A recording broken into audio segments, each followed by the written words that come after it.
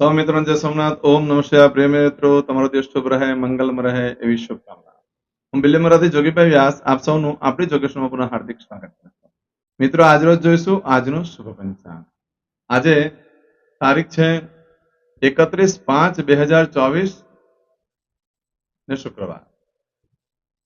આજે પંચક છે. આજના દિવસે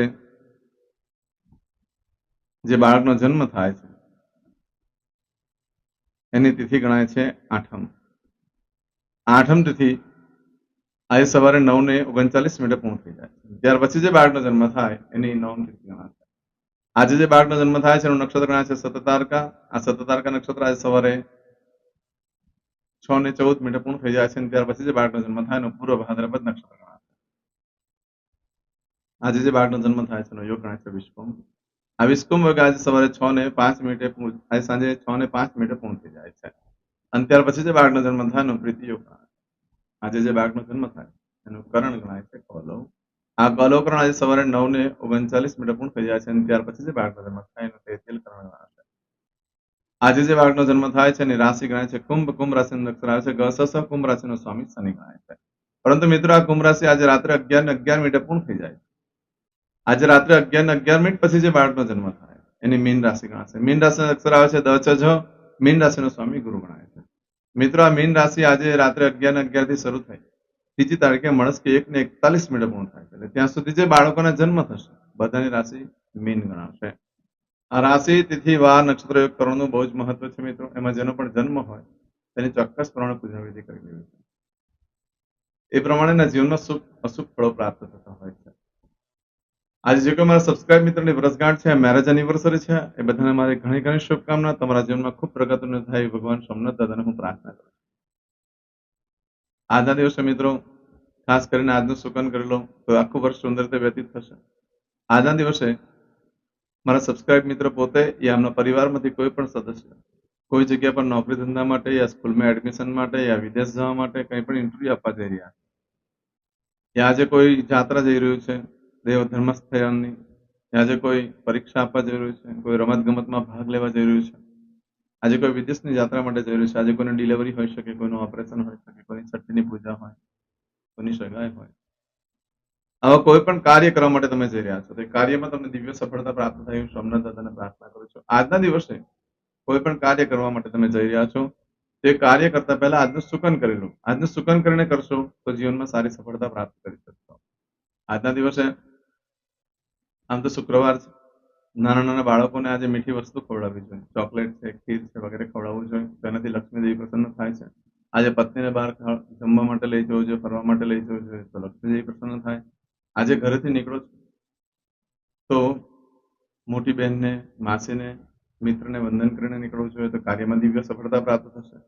ઘરે દેવસ્થાનમાં વંદન કરીને નીકળો, દેવસ્થાનમાં ભગવાનને પ્રાર્થના કરો કે મારા કાર્યમાં સાથે રહેજો, સારી સફળતા પ્રાપ્ત થશે. આજના દિવસે ભગવાનને કોપરાનું છીણ અને સાકરનો પાવડર ભગવાનને અર્પણ કરી ઘરમાં વેચવાથી ઘરમાં શાંતિ થાય છે, શુભ લક્ષ્મીની પણ પ્રાપ્તિ થતી હોય છે. ઘરના જ વ્યક્તિઓ ખાઈ લેવો જોઈએ, એ રીતે ભગવાનને ધરાવવું જોઈએ. આજના દિવસમાં આખા દિવસમાં જે શુભ સમય છે કોઈ પણ કાર્ય કરવા માટે, પછી પૂજા વિધિ હોય, છઠ્ઠીની પૂજા હોય કે કોઈ પણ કાર્ય કરવા માંગતો હોય તો તેમાં કયો સમય શુભ રહેશે તે આપણે જોઈ લઈએ. તો આજે સવારે 6 થી 10:30 વાગ્યા સુધીનો સમય શુભ રહેશે. તેમજ બપોરે 12 થી બપોરે 1:30 સુધીનો સમય શુભ રહેશે. સાંજે 4:30 થી સાંજે 6 વાગ્યા સુધીનો સમય શુભ રહેશે. રાત્રે 9 થી 10:30 વાગ્યા સુધીનો રાત્રે સમય શુભ રહેશે. તેમજ રાત્રે 12 વાગ્યાથી લઈ આવતીકાલે મળસ્કે 4:30 વાગ્યા સુધીનો સમય શુભ રહેશે. એ સમયગાળા દરમિયાન તમે કોઈ કાર્ય કરો છો તે કાર્યમાં સારી સફળતા પ્રાપ્ત કરી શકશો. પરંતુ મિત્રો, આજના દિવસે તમારી કોઈ પણ વસ્તુ ચોરાઈ જાય છે, ખોવાઈ જાય છે તો 11 દિવસમાં મળે, બાકી મળવાની શક્યતા બિલકુલ ઓછી છે.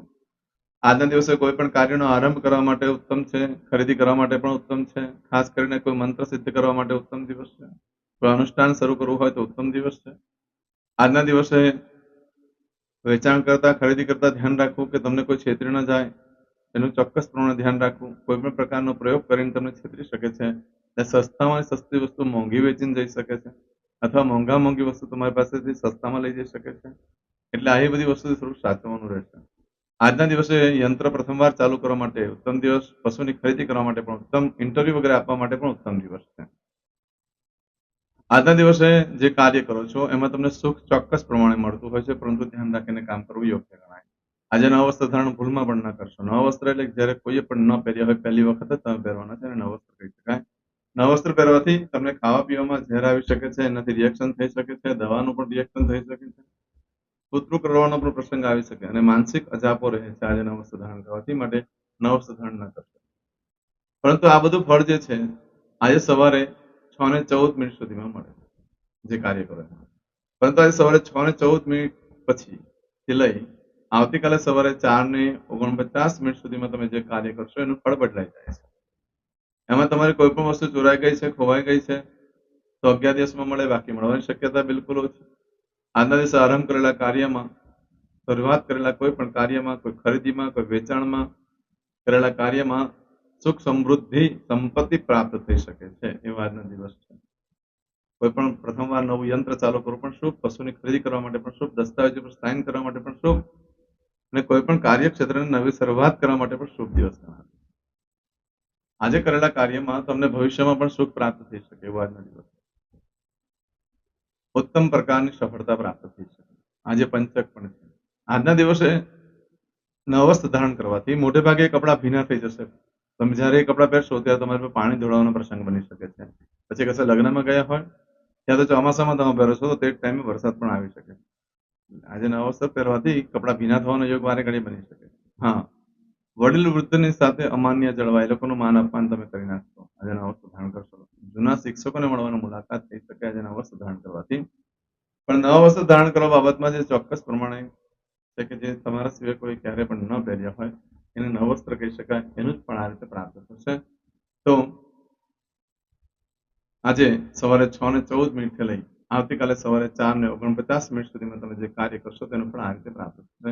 આજે કરશો આજનો સંકલ્પ. ચમચીમાં પાણી લઈને અદ્યતને માસના માસોત્તમ બ્રહ્મ પવિત્ર વૈશાખ માસે શુભે કૃષ્ણ પક્ષે અષ્ટમીયાયામ. દરેક જણાએ પોતાનું ગોત્ર બોલવાનું છે. ગોત્ર ખબર નહીં હોય તો કાશ્યપ ગોત્ર બોલવાનું છે. હવે દરેક જણા બોલવાનું ઉત્પન્નેન, પછી તમારું નામ બોલી જાઓ. હવે બોલો મમ આત્મન શ્રુતિ સ્મૃતિ પુરાણોક્ત પુણ્ય ફલ પ્રાપ્તિ અર્થમ ઐશ્વર્યાદિ અભિવૃદ્ધિ અર્થમ અપ્રાપ્ત લક્ષ્મી પ્રાપ્તિ અર્થમ પ્રાપ્ત લક્ષ્મ્યાઃ ચિરકાલ ક્ષૌ રક્ષણાર્થ સકલ મન ઈપ્સિત કામના. હવે તમારા મનમાં જે કઈ ઈચ્છા હોય તે બોલી જાઓ.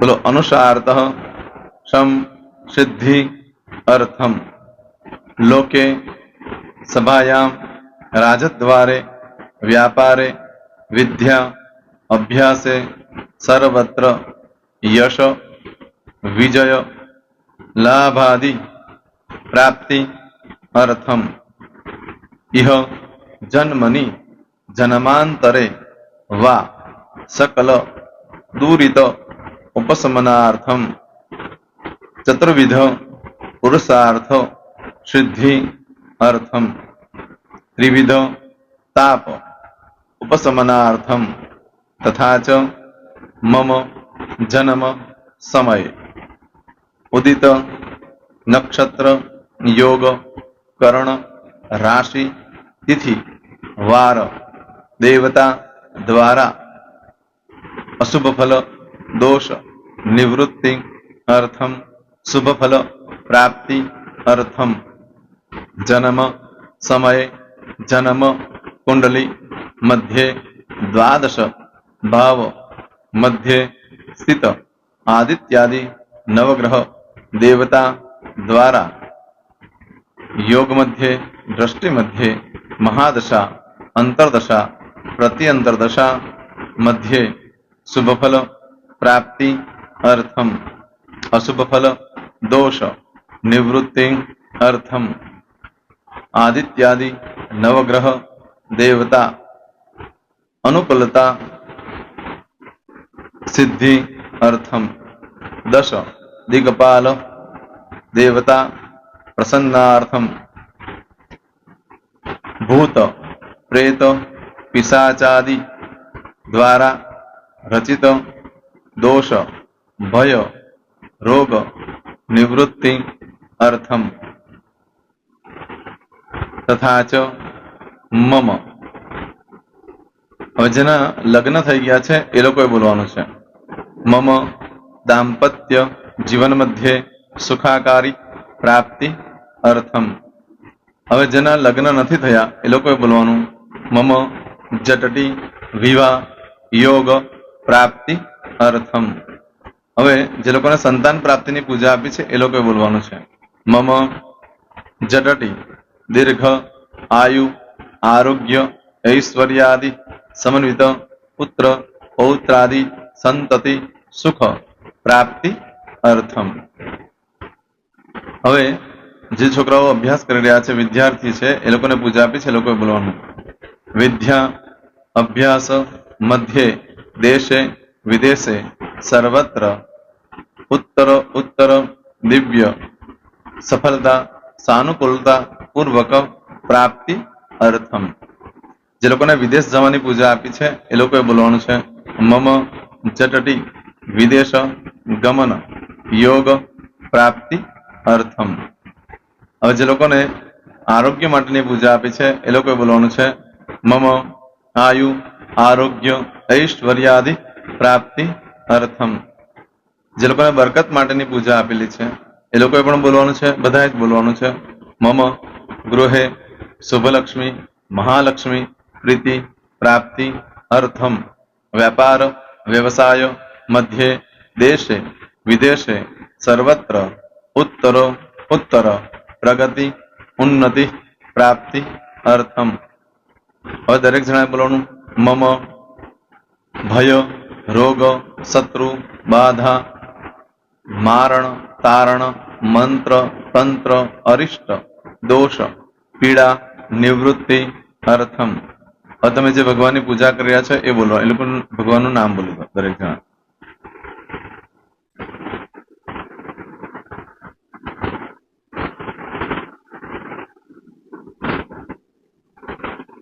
બોલો દેવતાનામ પૂજન અર્ચન અહમ કરીશ્યે પાણી મૂકી દેવાનું છે હવે જ્યારે પૂજા પતી જાય એટલે છેલ્લે પાછું ચમચીમાં પાણી લેવાનું અને બોલવાનું છે વિષ્ણવે વિષ્ણવે विष्णवे नमो नमः विष्णु स्मरणात् सर्वं परिपूर्णमस्तु एतानि गंध पुष्प धूप दीप नैवेद्य ताम्र दक्षिण भक्षण सहित बोलो मम सकल मन कामना सिद्धि अर्थम पूजन अर्चन जे भगवान की पूजा करी हो ते देवનું नाम बोली दो बोलो देवतानां चरण कमले अर्पणमस्तु पाणी मूकी दो ફરી પાછું પાણી લેવાનું પૂજન અર્ચન તત્સત બ્રહ્માર્પણમસ્તુ નીચે જમીન પર પાણી મૂકી દો એમાં આંગળી કસી કપડામાં તિલક કરી દો બે હાથ જોડી ભગવાનને વંદન કરવાના કહેવાનું કે હે પ્રભુ મારાથી મારા પૂર્વજોથી મારા પરિવારજનોથી ગયા જન્મમાં આ જન્મમાં જે કાંઈ પાપ કર્મ થયા છે એ બધા પાપ કર્મથી અમને મુક્ત કરો અમે તમારા બાળક છીએ હે પ્રભુ અમે તમારો ખૂબ આભાર માનીએ આજે અમારી પાસે તમારી પૂજા કરાવી આ પૂજામાં જાણતા અજાણતા કંઈ ક્ષતિ થઈ હોય તો અમને બ્રાહ્મણોને ક્ષમા કરજો નમસ્કારાન સમર્પયામિ આહ્વાનમ ન જનામિ ન જાન પૂજા ક્ષમા મંત્રહમ ક્રિયાન ભક્તિમ સરસ્વય પૂજન કમગતમ પાવમ ગોદાત્રમ ચાગ્ના સંધિ પુણ્ય દર્શના ધન્ય હો દર્શનાર્થમ હવે ઊભા થઈ જવાનું શ્રીનારાયણ ભગવાનને પાણી ચડાવી દેવાનું તમારો દિવસ શુભ રહે તમે અને તમારો પરિવાર સુખી રહે સંપન્ન રહે સુરક્ષિત રહે એ ભગવાન સોમનાથ દાદાને પ્રાર્થના તો મિત્રો તમે મારા વિડીયોને લાઈક ના આપી હોય તો સૌથી પહેલા લાઈક આપી દો અને ત્યાર પછી જો તમે મારી આ ચેનલ સબસ્ક્રાઇબ ન કરી હોય તો સૌથી પહેલા સબસ્ક્રાઇબ કરી લો અને બેલ આઇકોન ઓલ પર ક્લિક કરવાનું ભૂલશો નહીં જેથી કરીને સૌથી પહેલા નવી વિડીયો જે કે મૂકું એ તમને મળે મિત્રો કંઈ પણ મૂંઝવણ હોય તો મને આ નંબર પર તમે ફોન કરીને પૂછી શકો છો. મારો મોબાઈલ નંબર છે 9825546459. મિત્રો કોમેન્ટ્સમાં જય સોમનાથ લખવાનું ભૂલશો નહીં. ફરી પાછા નવા વિડીયો સાથે મળીએ. ત્યાં સુધી સૌને જય સોમનાથ.